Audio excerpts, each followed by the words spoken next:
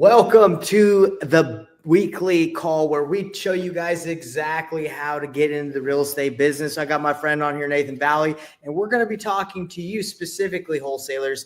You that if you feel like you're struggling trying to sell your deals, this call is for you. Or if you just want to know the best ways to dispo and sell your deals in 2025, that's specifically what I want to be talking about today. So if you guys are interested in dispoing your deals quickly, that's what this call is about. What's up, Nate? How's it going?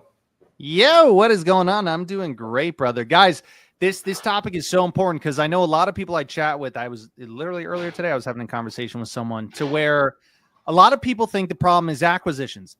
And there might be things that need to get fixed on acquisitions, but everyone thinks, oh man, it's just, I can't get the deals cheap enough. You know, how do I get it to a lower price, you know, with the seller?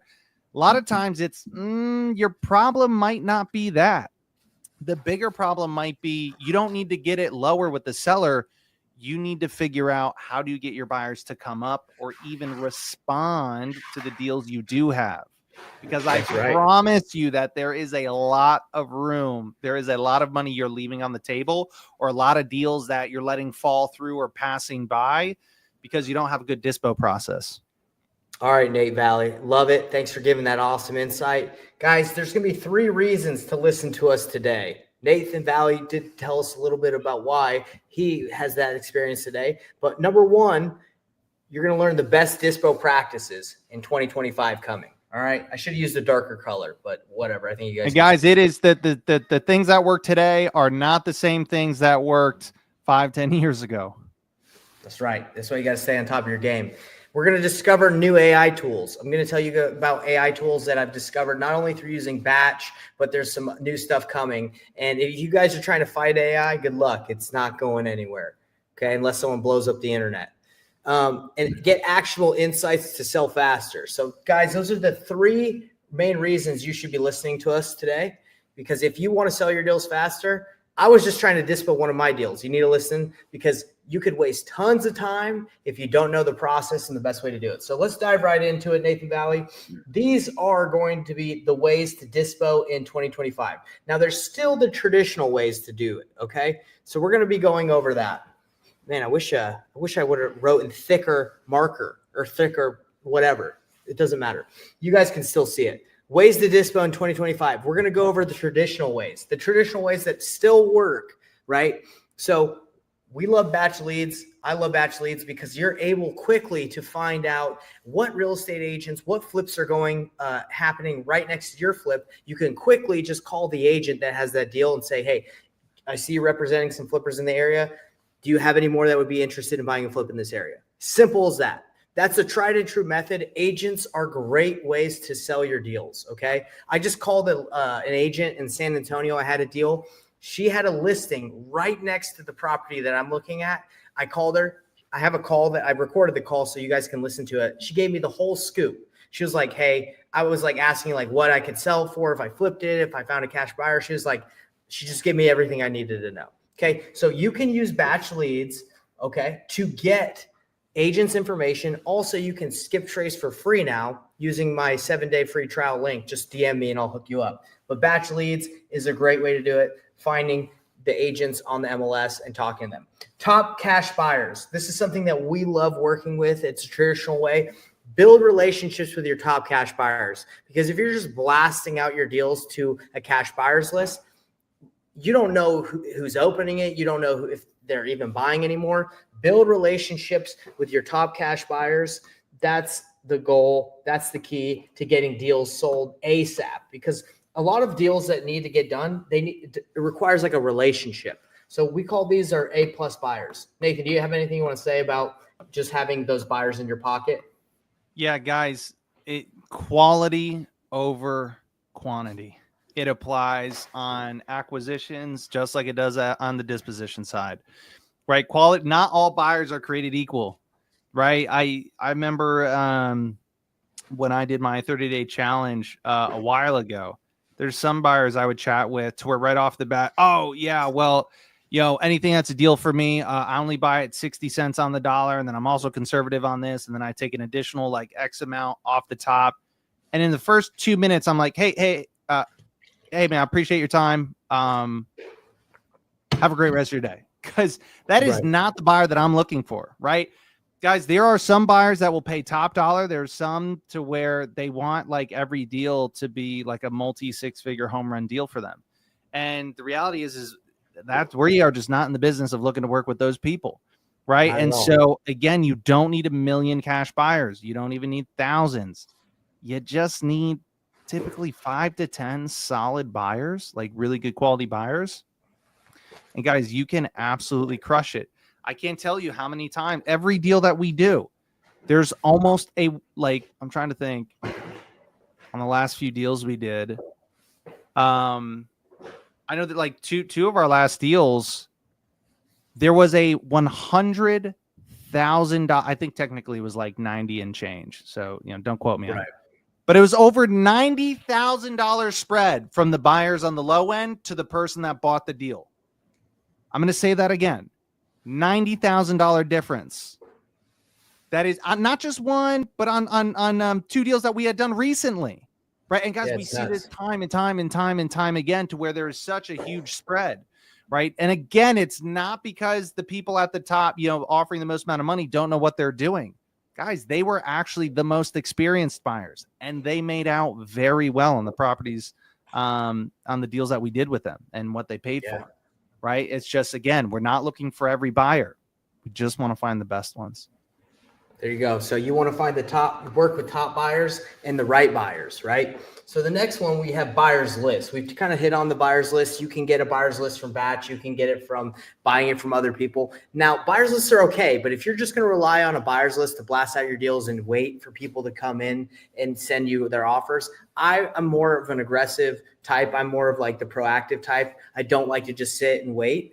Okay, so buyers lists are cool. It should be a part of your process, right? Like if you're trying to move a lot of deals, but not the only thing. Okay, so on top of having top cast buyers, building a buyers list, and proactively going after agents with batch leads, traditionally, like Facebook is a great tool that I still use because people are proactively looking at deals. So instead of having a buyers list where you're not sure when the last person bought a deal is, you can go to Facebook and you can say, okay, these are people are commenting. You don't really necessarily know if it's like legit or not. That's why you got to vet them, right? You don't know if it's a wholesaler. But again, who cares if it's a wholesaler? If they're good, they can bring you a buyer. I work with wholesalers all the time. So Facebook, okay? So those are the traditional ways of dispoing your properties. I would say that are my favorites at the moment, okay? And that's just, we haven't gotten into online platforms. So there's still some other ones that we're going to get into, Nate. But do you have anything that you want to say, Nate, before we move on to the online platforms? Guys, one of the things, Nate, if someone were to ask me, hey, what's different in 2025, compared to back in 2020 or earlier, guys, the difference, one huge difference is getting these big email lists and just selling deals through emails. It does not cut it, right? It does not work like it used to. In today's day and age, for us, we talk on the phone to every single we will not work with a buyer unless they get on the phone with it. I don't care what price you say. And the reason why is because we have no idea if you're real.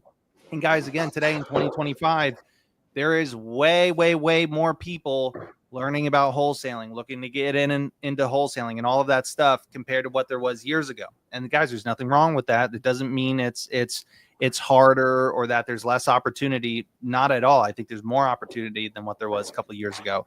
It's just you got to adapt and change with the times. And one of those things being in the Facebook groups and online, again, there's nothing wrong. I don't mind working with a wholesaler. Same thing as what Payne said. But I do have an issue if you are a wholesaler and you are pretending to be a cash buyer, right? And you're trying to tell me that you are the buyer and you can do this and you can do that, and you're just trying to tie up my deal, or you're trying to blast it out without my permission, right? And so that's why, guys, again, and especially through online methods, again, like Facebook and whatnot, you're going to get a lot of that. All right. Again, guys, if that's a strategy you do, please just make sure, just let the person know that you're a wholesaler, right? Like nobody really cares.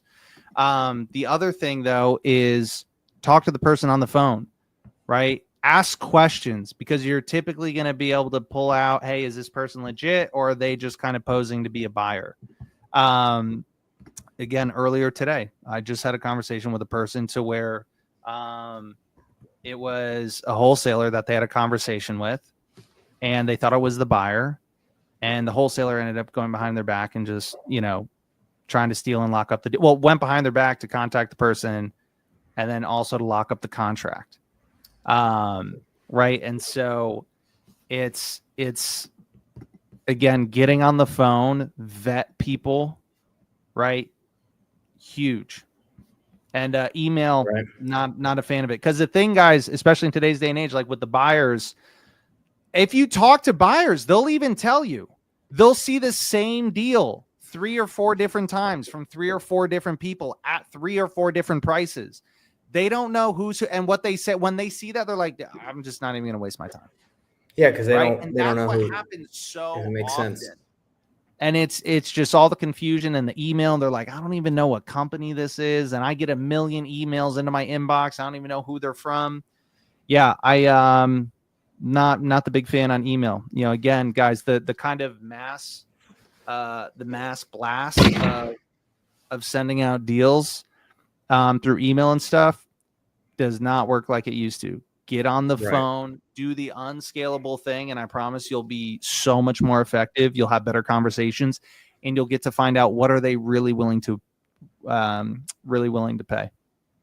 Right, because it does change, and we've seen that many times where they'll just give you a crazy number that's low just because they're like, whatever, I'm going to get rid of this guy. But if you stay on them, they're willing to pay more. And just to go off of what Nathan was saying, I actually have a conversation here that I had earlier with someone that had a wholesale deal in Utah that I was interested in. So I just texted him like Nate's saying, and you just tell them what you're doing. Hey, I have some buyers that might be interested. Do you mind if I run it by them? Oh, yeah. This is what the guy said. Yeah, sure. Go ahead and run it by your people. And then I was asking questions like, okay, how much wiggle room is there? Blah, blah, blah, blah, blah. We don't have to get all into it because that's just a different strategy for another time. But if you can get good at dispoing your own deals, you can dispo other people's deals that aren't that maybe they're not that good at it, or maybe they're doing nationwide wholesaling and they're just relying on that email blast, right? Or that online platform to do the work from. And they don't have the relationships, the VIP buyers. They're not willing to call the agents. That's how you can get a leg up on the competition in dispo at all times. If you're willing to do the work, you can beat out a lot of the competition. What up, and Nate? You got something else to and say? one other thing. This is probably the most important thing you guys could get out of this whole video. And there's still a lot more important stuff. So listen up. The most important thing that you need in your dispo process, aside from working and finding the best buyers, just like on the front end with acquisitions, when we find deals, right? When we're talking to sellers, when we're talking to agents or whoever, right? We have a sales process. Same thing on the disposition side. When you are selling deals, it's not, oh, let me just put it together on an email and send it. No, you need to have a sales process that you walk buyers through. Because even though you might think, yeah, but Nate, sellers, buyers, like they're completely different. Guys, it is all human psychology. And guys, fix and flippers, cash buyers, it's a different game. Wholesalers, our expertise is sales and marketing. That's what we do. That is what we are experts at. Cash buyers, fix and flippers, that's construction, project management. It's a totally different game. So when they step into our world, guys, it's very similar to when we talk to a seller, right? When we talk to a seller, right? We talk to the seller in the first 5 minutes. Hey, Mr. Seller, if you were to sell the property, what kind of price do you think you'd want to sell it for? I want $1 million. Okay, got it. Tell me a little bit more about the house, right? And then we talk, we build rapport. They get to know, like, and trust us, right? And then we come back to price, and then we find out, oh, okay. Originally, I know you said you wanted this number, but it sounds like you're actually willing to accept the number down here, right? Price changes drastically. Same thing with buyers, because what happens? Buyers, they are not experts. Most of them are not, like, that is not their expertise, right? It's the construction, it's the project management, it's the rehab side. So when it comes to the negotiating, a lot of them, all they know is like old school yard sale tactics, right? And you let me know if I'm wrong, right? Let me know if this hasn't happened to you, right? You talk to a buyer and what do? They come, right? They kick the tires and they go, there's some chip paint there. That's going to cost me 50 grand, right? And then they give you a really low ball offer. That's all they know how to do, right? And same thing with the seller. That's not even their real number, right? We haven't taken them through a sales process. That's just their low ball offer. Same thing when we talk to the seller. That's just their let me just throw out a really high number, right? Same thing with buyer. You need to have a sales process because just like with sellers, when we bring them through a sales process, the number changes drastically. Same thing with buyers, guys. The number changes. I mean, every single deal we do today, the buyer ends up paying $10,000, $20,000, $30,000 more from what they said, originally their top dollar price was. And guys, usually it's already a deal at that point. So this is just extra gravy on top. And I can't and that's not even including, well, what about when it's not at a deal yet? You know how many deals people are like, oh man, I'm too far off in price. And it's like, oh my goodness. Now, if you just had a sales process to bring your Dispo guys through, there are so many deals that you have, I promise, that you're passing up on because you're not finding out, hey, what's the actual price my buyers are willing to pay? Right. Very passionate about this, but we've done deals where we've made bigger spreads, a lot of bigger spreads because we're willing to have those conversations. If you just take some guy giving an offer as that's the gospel or that's the final word said, good, you're losing a lot of money on the table, leaving a lot of money on the table. Nate, you crushed that one. Are you done or you want to keep going? Oh, bro, I can always keep going. All right, I'll tell you what. So one last quick thing, right? Because you might be like, Nate, that sounds really cool. What on earth does that sales process even look like? We're not going to be here all day, but do it in less than 20 seconds. Less than 20 seconds, guys. You're going to say to this to the buyer, right? So,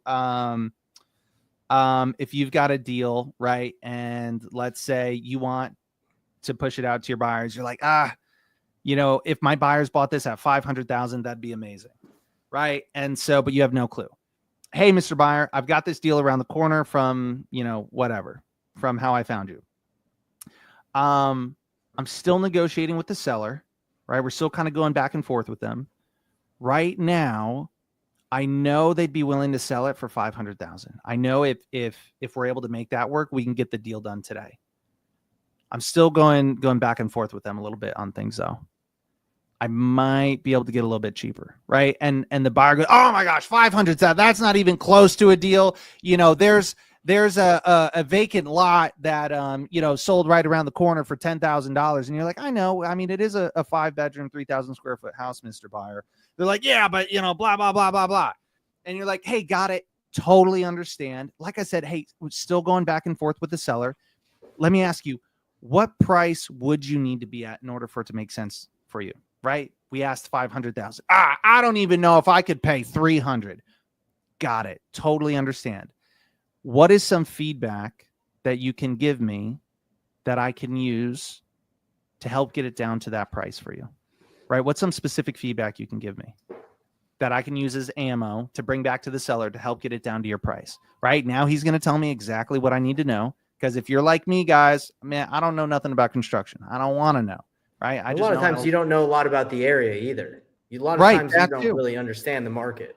And this is how you learn a lot, guys, really fast. So one, there's going to be some stuff to educate you on, but two, you're going to figure out if they're pulling your chain, right? But then from there, I say, okay, got it. And then I'm going to go back to the seller. Hey, Mr. Buyer, still going back and forth with the seller. I know you said you wanted to be a lot closer to 300. I think you're going to be pretty excited. It's still a big if. I'm still going back and forth. I might be able to get them as low as 450. If I'm able to get them to say yes to that, is that something that you think you could do? Well, I could maybe, 375 is the most I could. Right. And it's like right off the bat, whoa, massive jump from what we were originally at, right? And now we're getting, and guys, like that's just the start. They Right? So I'm lowballed gonna you leave like it you. there. Yeah, I know I went they over 20 lowballed seconds, you. but You did go over 20 seconds. But anyway, cash buyers do lowball us as well. They do. Okay. So if you're just going to take their lowball offer and think that's it, you're leaving a lot of money on the table. Anyway, let's continue, Nate. Thanks for that 20-second breakdown, brother. So what's the next thing that you can do? What's the next way? We went over the traditional routes that I enjoy. We have online platforms. Okay, what are the online platforms that a lot of wholesalers, a lot of people are using these days? MLS, MLS, MLS. Okay, if you guys aren't using the MLS to wholesale or do novations or get your deals to find cash buyers, you need to start. Okay, I just got off an email chain with brokerlist.com. That's how we list a lot of our stuff ourselves on the MLS as wholesalers. And the guy sent me an attorney in fact. He says, hey, this is the paperwork you need to have your seller sign so you can list all properties on the MLS legally. Okay. It's pretty much going all throughout, like all the MLSs throughout the United States. Like if you have your seller sign this, you can sign the documents for them. Attorney, in fact, if you guys don't have one, DM me. I'll send you the one that he sent me. Okay. Because using their platform, if you have that sign, they're cool with it. Okay. So MLS, how do you make money off of the MLS when you dispo deals? It's it's the best cash buyers list. It's the best buyers list, period. Okay. You put your deal on the MLS. You can say, hey, looking for cash buyers. You get cash buyers. You assign it to them. You don't need a novation. You don't need anything like that. It's just a traditional assignment agreement. If you want a novation, if you want to sell your property to someone that's traditional financing, you have to go through like a different route. Okay. Then you would have to sell it to someone that has financing. I'm not going to get into all that, but that's why you use the MLS. Okay. Zillow. Do people use Zillow? I never really got into it. The market that I was in wasn't very heavy on Zillow, Facebook, Craigslist, Marketplace. They weren't really into that. But that's something you could do. But one thing that's been getting hit really heavy, guys, like over the last 2 years I've been seeing is these new marketplaces are coming out. You've heard of Investor Lift. I even have my own marketplace through like a partnership with the company. Okay. So I can list deals on these marketplaces and investors will come. But if that's all you're doing, that's not what you should do. You should be proactive about getting deals. Like I showed you with the traditional route of BatchLeads, calling agents, calling cash buyers, Facebook. But marketplaces are decent. But again, you don't just rely on that, okay? Because you don't know how often these real estate investors are checking, the flippers are checking the marketplace. You don't want to be basically at their mercy if that one guy who's willing to pay $100,000 more than everybody else just didn't check his computer for those 5 days that you had the deal. That's the problem with what we do a lot. Is like we just think no one's interested when you're trying to dispo for 3 days, right? Or you have a 5-day window. The guy that's probably going to be able to pay that much. Potentially the guy who can pay more than everybody else is on a jet ski in Cabo, right? Like he's just having a good time. So you got to think of it like that, everybody. And by the way, I'm going to pause real quick. Give us a little like or subscribe if you're watching this live. If you like this hard, it really helps the algorithm get this for more people. That is the real enemy out there in the world today. It's the algorithm not letting us get our information out there because I don't know. Like they might be shadow banning me because I'll make a post and it'll get 1 view. Maybe I'm not that cool, but give us a like or subscribe, comment, and just get some action on this live because it helps us out. Nate, do you have anything you want to say when it comes to online platforms to dispo deals? Yeah. Another important piece with the dispo, right? So we talked about the sale process, but also, you'd mentioned, hey, like just posting something once or just reaching out to somebody one time isn't enough. Guys, never again. You can never do that. Stop looking at sellers and buyers as like two totally different, like they're both human beings. Just like sellers, we got to follow up with them 4, 5, 6+ times. Same thing I've got a deal right now to where it took me for 4 days. I had to blow up this buyer's phone to get back on the phone with him. Right. And then I've been in touch with him for like 2 weeks.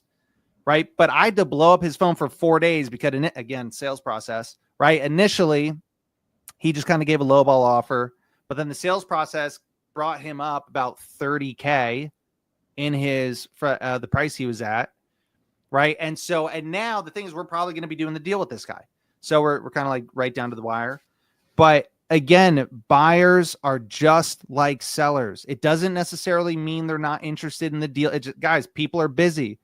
Most people are not built like us. They are not built like wholesalers. They are not trained like wholesalers. Guys, we are savages when it comes to follow-up.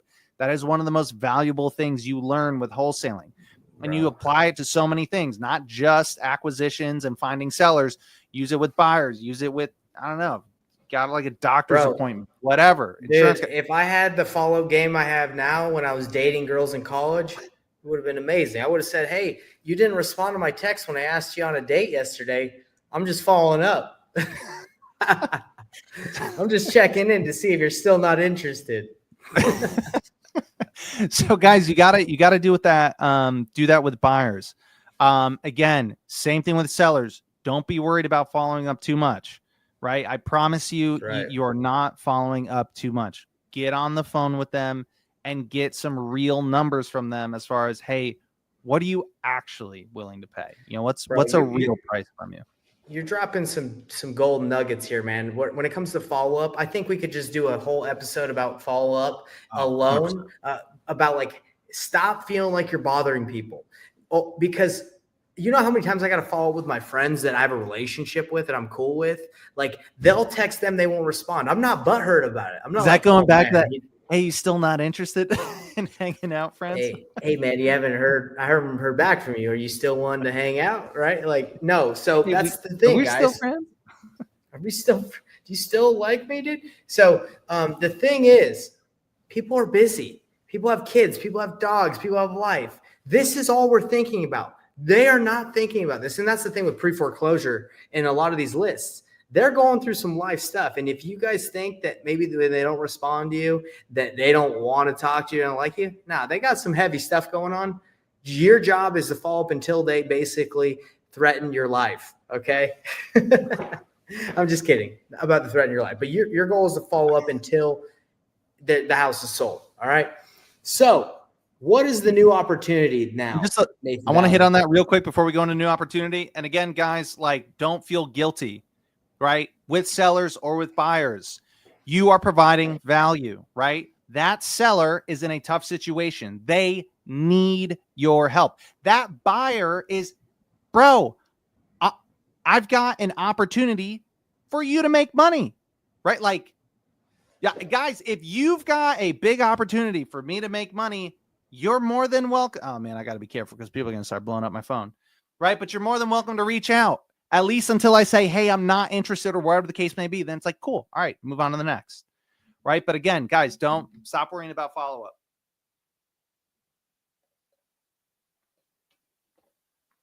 Uh-oh, I think my man froze.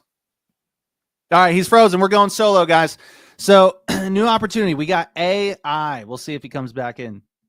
So I actually have no clue what was written at the bottom arrow, but not sure where he was going with the AI. I really like the old school stuff. Guys, seriously, getting, I'm going to sound like a broken record, but getting on the phone, right? Getting on the phone, having a sales process, right?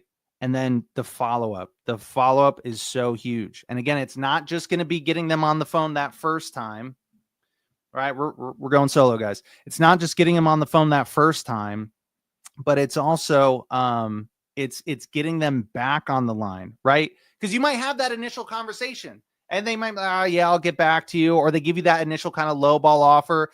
And guys, again, the follow-up is everything. So many deals fall through. So many people lose out on money because they're not taking the follow-up game with buyers as serious as they do with sellers.